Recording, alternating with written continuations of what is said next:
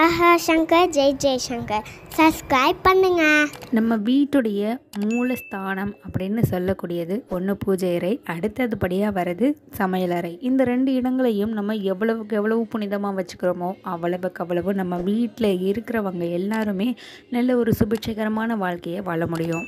சமையலறையில் இருக்கக்கூடிய அஞ்சரை பெட்டி அப்படின்றது நம்ம வீட்டுடைய கருவூலம் பீரோ எப்படியோ அதே மாதிரி ஆரோக்கியத்தோட கருவூலம் அப்படின்னு சொல்லக்கூடியது இந்த அஞ்சரை பெட்டி.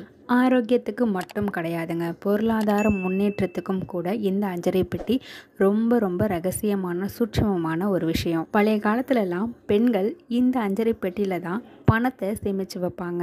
அது ஆண்களுக்கு தெரியக்கூடாது அப்படின்றதுக்காக கிடையாதுங்க.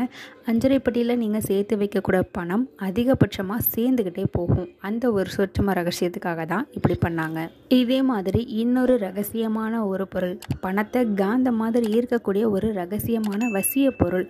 இது உங்களுடைய அஞ்சரை பெட்டியில் நீங்கள் தூள் பண்ணி சேர்த்தாலும் சரி, அப்படியே வச்சுட்டாலும் சரிங்க, பண வரவு அப்படின்றது உங்கள் வீட்டில் தாராளமாக இருக்கும். அப்படிப்பட்ட அதிசயமான பொருள் என்னென்னா, ரொம்ப ரொம்ப மலிவான ஜாதிக்காய். விலையில தான் மலிவு, ஆனால் அதனுடைய சக்தி அப்படின்றது அபாரமானது. வெள்ளிக்கிழமையில் சுக்கிரஹோரையில் நீங்கள் ஜாதிக்காய் வாங்கிட்டு வந்து உங்கள் வீட்டில் இருக்கக்கூடிய அஞ்சரை பெட்டியில் நீங்கள் போட்டு வச்சிடலாம். அது அப்படியே இருக்கலாங்க. முடிஞ்சதுன்னா ஒரு சின்ன துளி அளவுக்கு நீங்கள் பாலில் போட்டு காய்ச்சி குடிக்கும்போது நீங்களே ஒரு பணவசிய ஆளாக மாறிடுவீங்க. பெரியவா அருளும் நமக்கு எல்லாருக்கும் கிடைக்கணும்னு நான் க்ஷணமும் பிரார்த்தனை பண்ணிக்கிறேன். ஹர ஹர சங்கர ஜெய ஜெய சங்கர.